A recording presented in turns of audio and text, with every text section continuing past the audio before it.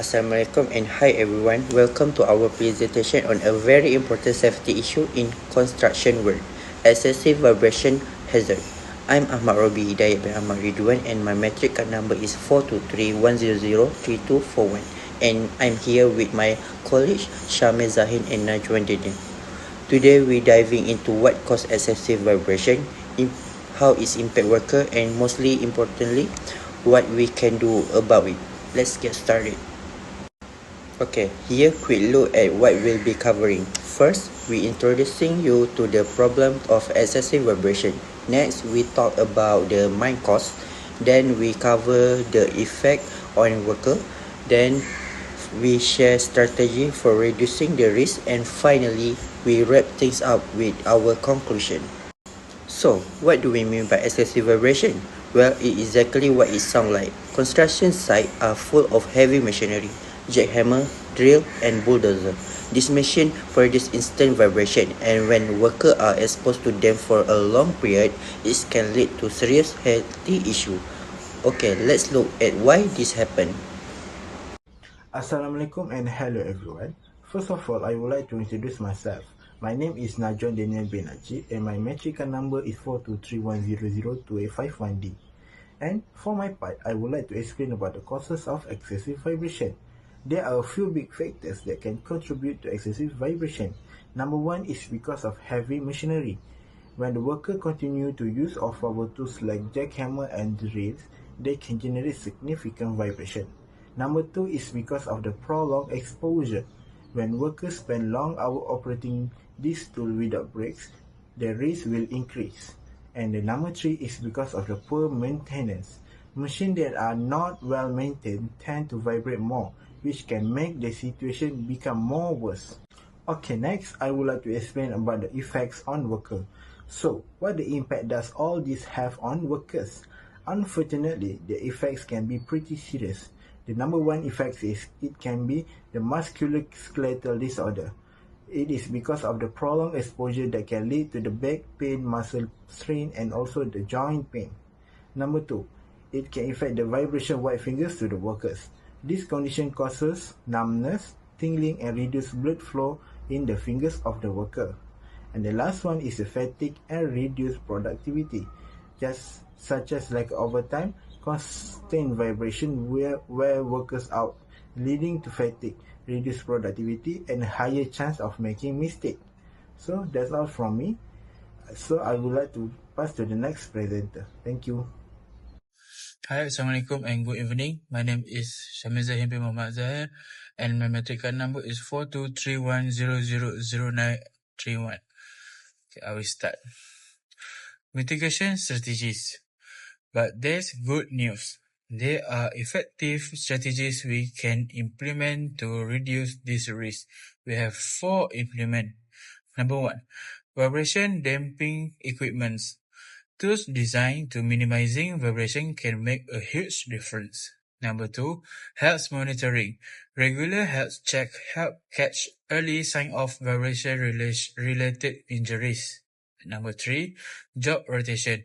By rotating workers, we can reduce individual exposure to vibration. Number 4. Training education workers on vibration risk and safe handling practice is essential for the long-term health.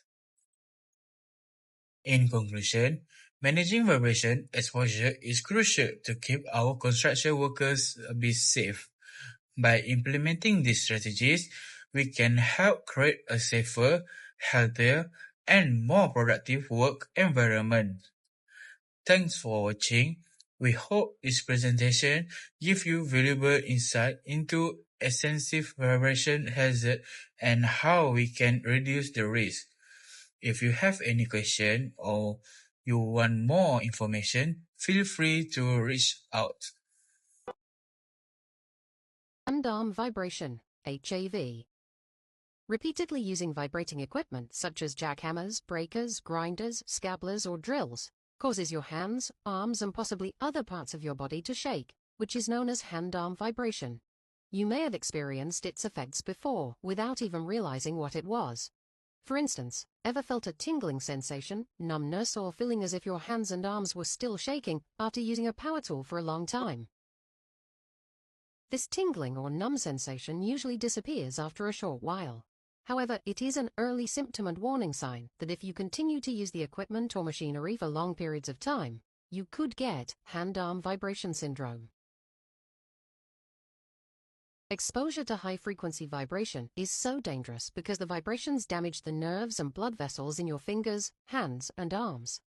A further symptom of hand-arm vibration syndrome is when you start to experience more frequent symptoms that involve a loss of color and feeling in your fingers.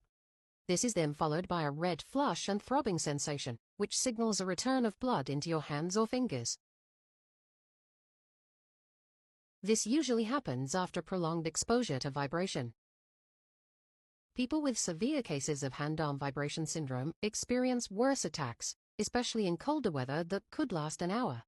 These attacks also become painful for the person, who may also experience a loss of usability, dexterity, or strength in their hands. This becomes extremely unpleasant as it weakens your ability to grip objects. There have also been reports of people losing fingers. As with the case of so many illnesses and conditions, prevention is always better than cure. Hand-arm vibration syndrome is no different, as it is extremely difficult to treat. In most cases, you can only be taught how to deal with its symptoms. But things you have control over are the following. Prevention. Knowing if you are being overexposed to vibration is the first and most important step to prevention. By wearing special equipment such as HAVwear, you can monitor exactly what your exposure is and then take the necessary precautions to minimize it. Make sure whatever equipment or machinery you are using that causes vibrations is in good condition and that you use it correctly. This includes making sure drill bits are sharp, grinding discs are not damaged, etc. Loosening your grip slightly, but not too much that it becomes dangerous, can also help in reducing some felt vibrations. Every tool has its own individual vibration output. Your supervisor must inform you of your maximum daily usage of the tool. Take regular breaks from using vibrating equipment, or rotate between tasks with other workers if possible. Finally, if you think or know you are being overexposed to vibration, or experience any symptoms of hand-arm vibration syndrome, tell your supervisor about it before it gets any worse.